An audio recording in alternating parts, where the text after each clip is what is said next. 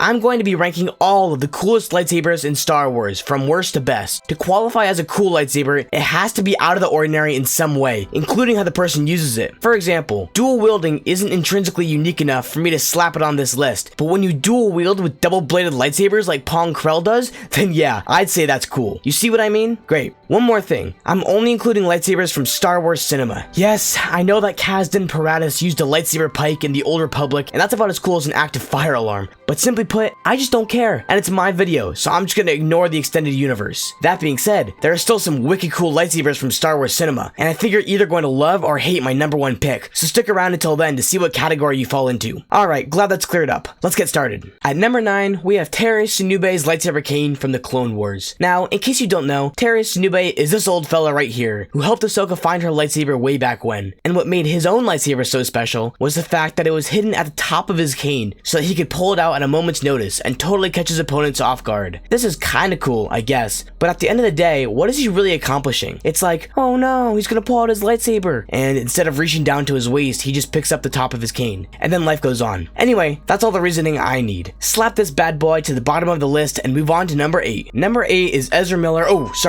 Bridger's lightsaber with a blaster attached. I swear, for the longest time, I was so confident that Ezra Miller was that kid from Rebels. And I was always like, why is this guy trending on Twitter so much? Is he that bad? I thought he was supposed to be a good guy. And then I saw this video and I was like, oh, he was trying to choke a woman out in the store. And then I kind of understood why he got so much hate. Also, follow me on Twitter, link in the description. Ezra's lightsaber is a normal hilt, but with a blaster built in. And despite my high ranking on the list, I think this is actually a pretty practical idea. But this video isn't titled, who has the most practical lightsaber, is it now? And as cool lightsabers go, this just isn't it. It doesn't look super impressive, and apparently, it can't even fire when the blade is ignited, which for me is an instant buzzkill. I mean, could you imagine this scene if Ezra could pull the trigger? He'd be like, bop, bop, bop, and then kill Vader. Practical for sure, but not that cool. 8th is a good spot for it on the list. For number 7, we have the Inquisitor's double-bladed spinning lightsabers. All of the Inquisitors carry basically the same one, with a double-bladed saber that can spin super fast with a circular hilt. These things are cool, I guess, but I don't like how much less skill they require than a normal double-bladed lightsaber. When I see this, I'm like, whoa, technology. But when I see this, I'm like, dang, that's crazy impressive. Also, they feel like such a gimmick. Is this really supposed to be a super intimidating moment? I do like that, at least in the case of Reva's lightsaber, you can break it apart and use it as two different sabers. But other than that, I kind of view them as worse ripoffs of the classic double-bladed lightsaber. Like, what the frick is this? Anyway, I digress. Number 6 is Pong Krell, who dual-wielded double-bladed lightsabers. Pong Krell was a Jedi from the Clone Wars who betrayed the Republic and turned to the dark side before he got killed. But the coolest thing about him was these puppies. He used 2 collapsible double-bladed lightsabers. That's right, everyone thought that evil Rey from The Rise of Skywalker was so cool, but they never realized that someone else did it first. To be fair, when Pong pulled these out, these are pretty sick. I think they would have been so legendary if we'd seen them in a duel, but all we really got was Krell cutting through some clones. Anyway, there are gonna be a few double-bladed lightsabers on this list, and I think you're gonna be surprised where I put Maul's, but I feel pretty good about putting Pong Krell's lightsabers at number 6. I think they're pretty sweet. Now we get to the lightsabers that I really like, and are actually pretty cool. Before, the lightsabers were cool because it was just, they're different, but now it's like, holy cow, these ones are actually goated. By the way, only a fraction of the people who watch my videos are actually subscribed, so do me a huge favor and hit that subscribe button. It's free, and if in 23 minutes you're like, wow, this guy kinda sucks, and I hope that he never posts another video in his life, then you can just unsubscribe. Also, I strongly recommend that you watch to the end of this video to see what my number 1 coolest lightsaber pick is, because I think a lot of people are gonna have some strong opinions on this, and I want to see your take in the comments. Awesome, thanks. Now on to lightsaber number 5. Number 5 is the infamous Darksaber. This is essentially just a black lightsaber with streaks of white, but it has a cool sound and the same shape as a traditional sword. And this thing looks freaking sick. Like, actually, it's so satisfying to watch. In a fight, it flashes and glows with every sign of contact, and it gives off the most sinister tone. The Darksaber has had dozens of owners, from the first Mandalorian Jedi who made it, Tar Vizsla, to Darth Maul, and eventually to Din Djarin, better known as the Mandalorian. Apparently, you have to get, like, spiritually in sync with the Darksaber, or else it'll get heavier with every swing. I don't really get that, but whatever. I just love the way this thing looks. It's definitely deserving of the number 5 spot. Up next for number 4, we have Asajj Ventress's dual-wield curved hilts. And by curved hilts, I mean curved. Like, someone cut up a circle and gave 2 of the pieces to Ventress curved. Each individual hilt bears a shocking resemblance to the letter C. But to me, that just adds to it.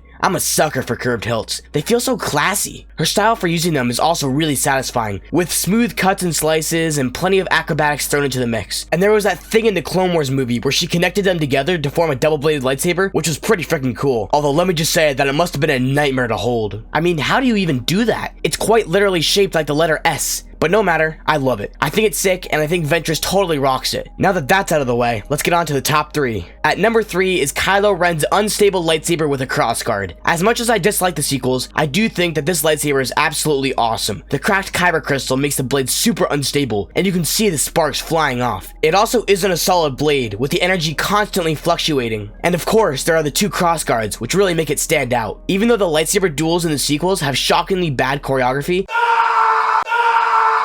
where it looks more like the characters are desperately trying to hack at a block of cheese than have a real fight, this lightsaber still looks amazing. I remember 9-year-old me back in 2015 watching the trailer for The Force Awakens and seeing this scene. The dark side.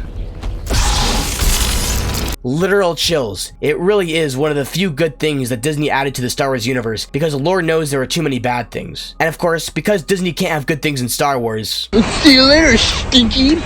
But now it's time for the top 2, and by process of elimination, you may have some idea of whose lightsaber is up next. For the second coolest lightsaber in Star Wars, it's gotta be Darth Maul's double-bladed red lightsaber. Everyone knows that Darth Maul has that sick double-bladed red lightsaber that debuted in The Phantom Menace. It was the first time in Star Wars that a lightsaber wasn't the classic single-bladed design that we'd seen in all of the original movies. You might be asking yourself, well, why do you have Darth Maul's double-bladed lightsaber in the top 2, but you put the Inquisitors and Pong Krell's double-bladed lightsabers so low? And that, dear viewer, is a good question. The answer is that it's all in how Maul uses his lightsaber. Maul is actually so stunning to watch in his fight with Qui-Gon and Obi-Wan in The Phantom Menace. The acrobatics, the attacks, all of the cinematography blends together so well. With Pong Krell and the Inquisitors, they're not terrible, and the fights are mildly entertaining, but Maul's are riveting. Also, Maul just has way more duels than the other 2 I've mentioned, so he just has more of a chance to show it off. Everything about Darth Maul's lightsaber just amazes me. The way it looks, to the way he uses it, to the initial novelty of it appearing in The Phantom Menace. It all comes together so well, definitely deserving of the number 2 spot. Finally, we're on the last number of this list. My number 1 pick, with the coolest lightsaber in Star Wars, is none other than Count Dooku himself, with a curved hilt. Now, I know that Count Dooku's lightsaber is not super unique compared to some of the other ones on this list. A Genward is the exact same, except that its hilt looks like it got dented with a hammer. No.